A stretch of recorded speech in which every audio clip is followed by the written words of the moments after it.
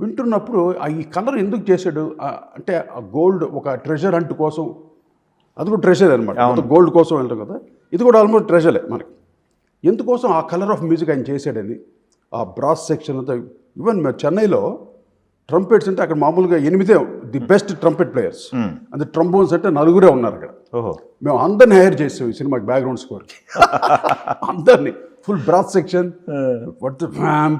అంటే అసలు అదిరిపోయేది అసలు.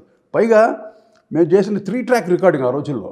ఇప్పుడు మల్టీ ట్రాక్స్, ఇప్పుడు డాల్బీ డిజిటల్ ఉంది, ఇంకా మళ్ళీ మల్టీ ట్రాక్స్, తర్వాత అట్మాస్ఫియర్ ఉంది, డాల్బీ అట్మాస్ అని, డిటిఎస్ అని, స్టీరియో సౌండ్ ఎఫెక్ట్. అప్పట్లో స్టీరియో లేదు, ఓన్లీ 3 ట్రాక్లో రికార్డ్ చేసి చాలా జాగ్రత్తగా చేసాం రికార్డింగ్ అయితే.